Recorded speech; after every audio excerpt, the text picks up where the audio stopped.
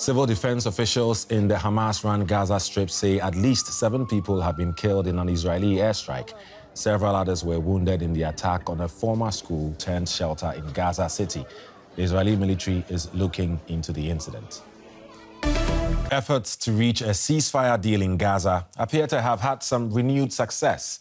U.S. Secretary of State Antony Blinken says Hamas is re-engaging in talks as it realizes, quote, the cavalry no longer coming. The latest talks came as 2 Israeli strikes killed 22 people across the Gaza Strip in an attack on a school and a separate strike on a market in central Gaza. Families fleeing the fighting had sought shelter in this Gaza City school, but they were not safe here either. An Israeli strike reduced former classrooms to rubble. Survivors picked through the debris, pulling bodies from the wreckage. This is the targeting of a shelter and civilians who came here after being displaced from their homes. They took refuge in this center. They were targeted and there are many dead and injured, most of them children and women. Israel's military said it was looking into the attack.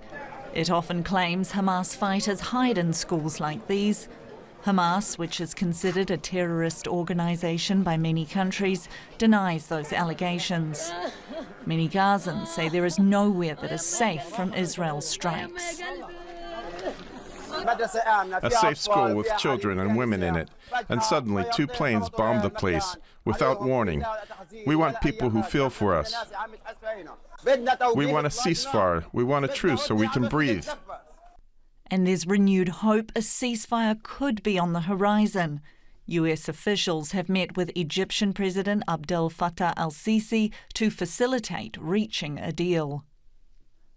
For Hamas, as I said before, the cavalry is not coming to the rescue. They are not going to get the wider war that they've long sought, whether it's with Hezbollah attacking Israel, whether it's Iran, whether it's the many Iranian-aligned proxy groups.